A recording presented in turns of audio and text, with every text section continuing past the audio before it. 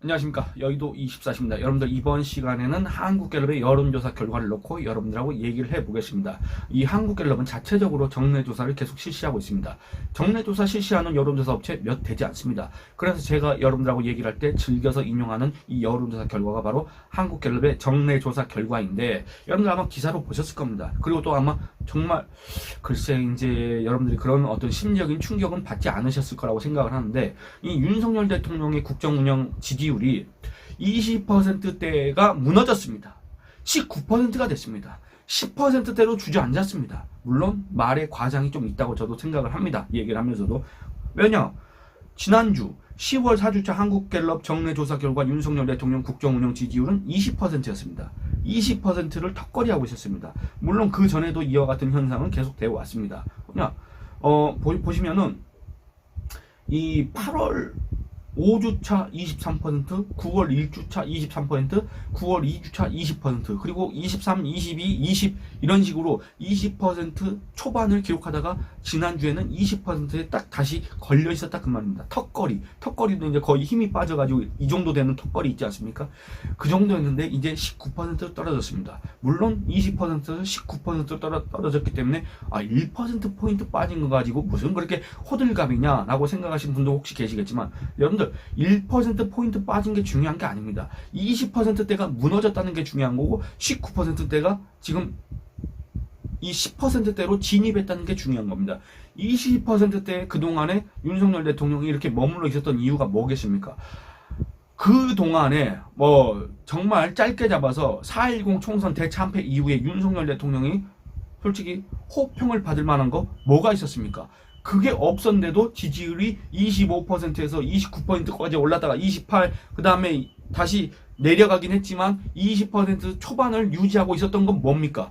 바로 그 20%가 무너지면 안 된다, 이런 걸 갖다가 심리적 저항을 이 대한민국의 보수 우파가 갖고 있었기 때문에 2022년 3월 9일 윤석열 대통령을 찍었던 사람들이 그런 마지막 저항선을 지켜줬기 때문에 20%대를 지켰는데, 이제는 그게 무너졌다는 겁니다. 대한민국 보수 우파의 심적 저항이 무너졌다. 윤석열 정권을 갖다가 지켜야 된다는 그런 어떤 심리가 붕괴됐다, 이런 걸 뜻한다 그 말입니다. 19%라는 거는 1%포인트 차이밖에 안 나지만은 그 현상의 이면에는 지금 이런 어떤 민심의 변화가 반영돼 있을 수밖에 없다, 이걸 얘기하는 겁니다. 여러분들 더 충격적인 건 뭔지 아십니까? 명태균과 윤석열 대통령 당선인 2022년 5월 9일날 통화를 했다는 그 내용 어제 나왔지 않습니까? 10월 31일. 근데 이 여론조사 결과에는 그게 제대로 반영이 안 됐다는 겁니다. 뭐냐면 이 해당 여론조사 조사 기간이 언제였냐면 10월 29일, 30일, 31일입니다. 여러분들 어제가 31일이었습니다. 여러분들 어제 더불어민주당이 그 윤석열 대통령 당선인과 명태균의 그 통화 내용을 공개했지 않습니까? 그러니까 결국에는 이 해당 여론조사의 마지막 날 이게 발표가 됐고, 이걸 갖다가 우리가 딱 들으면서 이제 논란이 됐고 그 확산이 되고 이러려고 한다면, 이 여론조사가 만약에 표본이 3일간에 걸쳐서 표본을 1000명으로 잡았을 때 3일간에 걸쳐서 했다고 한다면, 표본 수집을, 여기에 이 명태균과 윤석열 대통령 당선인과의 그 통화 내용을 듣고 거기에 대해서 실망하고 거기에 대해서 분노하고 했던 사람들의 그런 민심은 불과 3분의 1도 반영이 안 됐다는 겁니다. 그러면 다음 정례조사 결과는 어떻게 나올 것인가? 지금 19%가 아주 잘 나온 수준이다, 이렇게 얘기를 할 수밖에 없습니다. 이미 20%라는 심리적 저항이 무너졌고, 그리고 19%로 떨어졌지만 아직 정말 초대형 악재는 반영되지 않았고, 또 그보다 더 큰 초대형 악재들이 얼마나 어디서 어떻게 그 누가 폭로할지 모르기 때문에 이게 시작이다 라는 점에서 정말 위험하다. 그리고 또 한편으로는 또 2022년 3월 9일 윤석열 대통령을 찍었던 사람들한테는 정말 또 한편으로는 자괴감이 들게 하는 수치다, 이렇게 얘기를 할 수밖에 없습니다. 수치스럽다, 이렇게 느끼시는 분들이 많이 계실 겁니다. 윤석열 대통령 전국적으로 부정평가가 높습니다. 어제 오늘의 얘기가 아니기 때문에 새로운 얘기는 아닙니다만, 잘못하고 있다 72%, 잘하고 있다 19%입니다. 전국적으로 비슷합니다. 서울, 인천, 경기 다 똑같습니다. 대전, 충청, 세종, 그리고 심지어는 부산, 울산, 경남. 더 충격적인 건 뭔지 아십니까? 대구, 경북. 우리가 대구 경북 얘기하는 이유가 뭐겠습니까? 대한민국 보수 우파의 최후의 보루다. 여기에서 이상 기류가 감지되면 정말 이건 위기 상황이다. 그거 아니겠습니까? 대구 경북에서 윤석열 못하고 있다 69%, 윤석열 잘하고 있다 18%. 압도적으로 부정평가가 높습니다. 압도적입니다. 근데 여러분들 연령별로 한번 살펴보겠습니다. 더 충격적인 거. 여러분들 4.10 총선 대참패 이후 지금까지 실시된 여론조사에서 이 대구 경북은 좀 이제 지역별로 봤을 때는 좀 이제 차이가 있지만 최소한 70대 이상 있지 않습니까? 70대 이상에서는 윤석열 대통령에 대해서 긍정평가가 높았습니다. 4.10 총선 윤석열 때문에 졌다는 게 이 우리 국민 중 10명 중 7명의 판단이었는데 그 와중에도 70대 이상에서는 윤석열 대통령이 잘하고 있다가 더 많았다 그 말입니다. 그런데 이번 여론조사 결과에서는 어떻게 됐느냐? 70대 이상 윤석열 잘하고 있다 41%, 잘 못하고 있다 47%입니다. 6%포인트 부정평가가 높습니다. 이런 상황입니다. 그러니까 이 대한민국 우파의 최후의 보루인 대구 경북도 이미 무너진 지 오래됐고 대구 경북에서도 윤석열 못하고 있다가 18, 잘하고 있다가 18, 윤석열 잘못하고 있다가 69% 이런 상황입니다. 그리고 70대 이상에서도 윤석열 잘하고 있다 41%, 윤석열 잘못하고 있다가 47%입니다. 그러니까 결국에는 대한민국의 우파, 어떻게 보면 보수 정권의 콘크리트 지지층들이 지금 와해되기 시작했다. 정말 위기 상황이다. 윤석열 대통령 이거를 어떻게 받아들일 것인가? 정말 진지하게 생각을 해야 되는데 물론 받아들일 수는 있는데 지지율이 연연 안 한다고 해도 돌 맞고 가겠다고 해도 이런 충격적인 결과에 대해서 여러분들 어떻게 이걸 신경 안 쓸 수가 있겠습니까?만 정말로 어려운 문제지 않습니까? 근데 이 어려운 상황을 과연 헤쳐나갈 능력이 있는 것인가? 여기에 대해서 첫 번째 의문이 들 수밖에 없고 지금 이 정도 상황에서도 이렇게 지지율이 떨어지고 이것도 제대로 대응을 잘 못하는 것 같은데 앞으로 더 큰 악재가 터졌을 때 물론 그 악재 그 누가 기획하거나 공작하거나 이런 거 아닙니다. 윤석열 대통령은 부부가 뿌린 씨앗입니다. 그렇지 않습니까? 앞으로 어떤 큰 악재가 또는 돌발 상황이 터졌을 때 거기에 대해서 즉각적으로 거기에 대해서 합리적인 설득력 있는 대응을 하지 못한다고 한다면 지지율은 말 그대로 폭락할 수밖에 없습니다. 그 지지율이 폭락했을 때 그 피해는 누가 봅니까? 윤석열 대통령이 봅니까? 그렇지 않습니다. 김건희 씨가 봅니까? 그렇지 않습니다. 그러면 지금까지 윤석열 대통령을 그게 옹호해왔던 옹의해왔던 친윤 세력들이 그 피해를 봅니까? 그렇지 않습니다. 그 피해는 바로 여러분들이 봅니다. 2022년 3월 9일 날 윤석열 후보를 뽑았던 여러분들이 그 책임을 지게 돼 있습니다. 왜냐? 여러분들이 일종의 연대 보증인이기 때문에 그렇습니다. 윤석열 정권의 연대 보증인인데 실제 이 채무자는 거기에 대해서 별로 이렇게 어떤 채무 거기에 대해서 별로 생각지도 않고 이 채무라는 거는 국민들로부터 위임받은 그런 권한을 갖다가 정말 제대로 활용해가지고 이 나라를 어떻게 발전시킬 것인가, 그리고 또 이 민심을 어떻게 확보할 것인가, 그리고 또 이 정권 재창출 기반을 어떻게 마련할 것인가, 이런 거에 대해서는 별로 이렇게 신경 쓰지 않는 것 같고 그걸 갖다가 노심초사 이렇게 바라보면서 불안 초조를 겪는 대한민국의 보수 우파 지지층이 결국에는 책임을 지게 돼 있다. 그런 얘기를 하는 겁니다. 정말 안타까운 현실입니다. 그런데 여러분들 이렇게 부정적인 얘기만 할 수는 없지 않습니까? 하나 희망적인 내용이 있습니다. 그 밑에 정당 지지율 내용을 봤을 때 그렇습니다. 여러분들 아까 말씀드린 것처럼 윤석열 대통령 지지율은 계속 떨어지고 있습니다.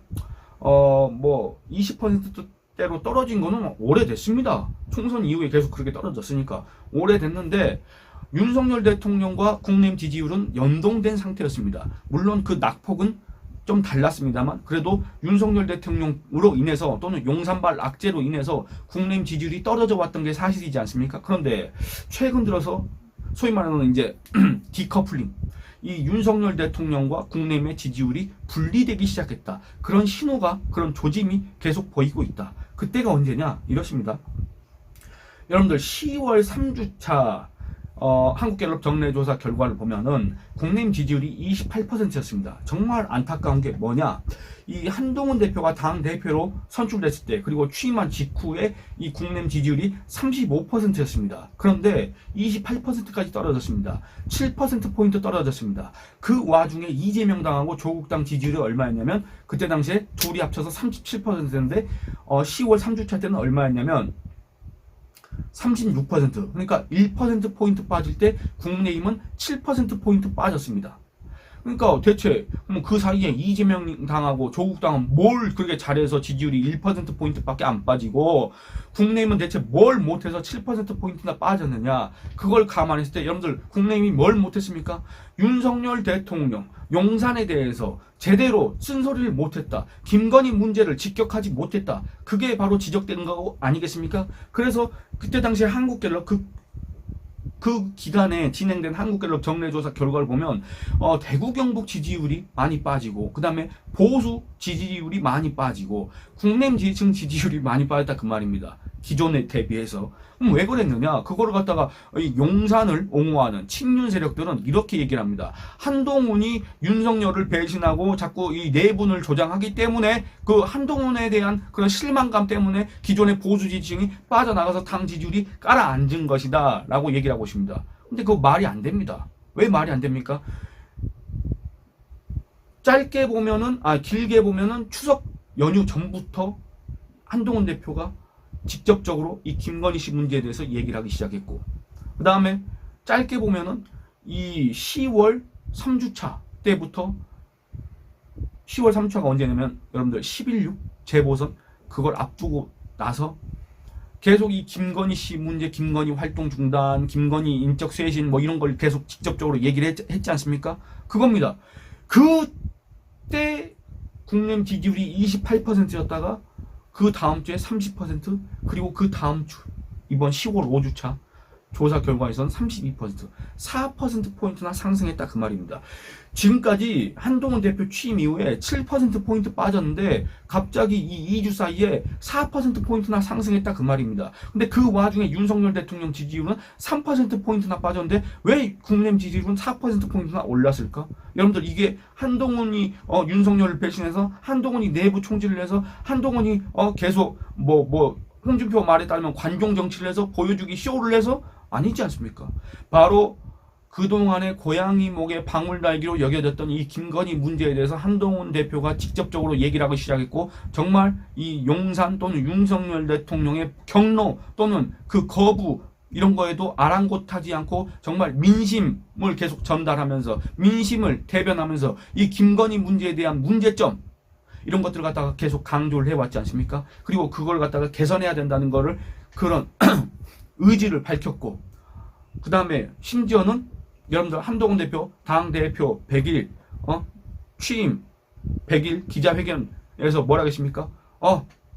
겨울이 되기 전에 이거 정리하겠다라고 못을 박았습니다. 물론 그 방법이 어떻게 될지는 잘 모르겠습니다만 못을 박았습니다. 그런 의지를 보면서 기존에 실망했던 보수 지지층, 국내힘 지지층이 다시 국내힘으로 차츰차츰 집중되고 있는 거 아니냐. 결국엔 뭔 말입니까? 그동안의 용산발 악재로 흔들렸던 국내힘, 그동안의 윤석열 대통령 국정 운영에 대한 부정평가 고조 때문에 고전했던 국내힘이 윤석열 대통령과 분리되고 한동훈 대표의 그런 이 용산에 대한 고언, 충언, 직격 이런 걸로 용산과 국내힘은 다르다. 국내힘, 한동훈 대표의 국내힘은 다르다. 저기서 다시 희망을 볼 수도 있지 않느냐. 여기에 다시 기대를 걸어야 되지 않느냐. 이런 생각을 한 과거 보수 지지층이 다시 결집하고 있는 거 아니냐. 그런 생각이 들 수밖에 없다 그 말입니다. 그렇지 않습니까 여러분들? 7월 23일 날에는 35%였던 지지율이 그동안에 빠졌던 이유는 한동훈 대표가 당대표가 되면 용산이 뭔가 바뀔 줄 알았는데 용산이 안 바뀐다고 하더라도 한동훈 대표가 강력하게 저 용산에다가 변화를 촉구하고 그거 변화를 안 따르면 끌고 올 줄 알았는데 너무나도 그 시일이 오래 걸렸다. 그런데 늦게나마 좀 늦었지만은 직접적으로 이 용산에 대해서 김건희 문제를 얘기하고 그 다음에 각종 변화, 쇄신 이런 것들을 강조하고 그러면서 기존에 실망했던 보수층, 기존에 흩어졌던 우파 지지층이 다시 이 국내힘 한동훈 대표 체제로 결집하고 있는 거 아니겠느냐. 이런 해석을 내릴 수 있는 대목이다. 저는 그렇게 생각을 했습니다. 여러분들 이 영상은 여기서 마치도록 하겠습니다. 여러분들 좋아요 많이 눌러주시고 의견 많이 남겨주시고 주변 분들한테 채널 구독 그 다음에 영상 시청 이렇게 권유해 주시길 부탁드리겠습니다. 감사합니다.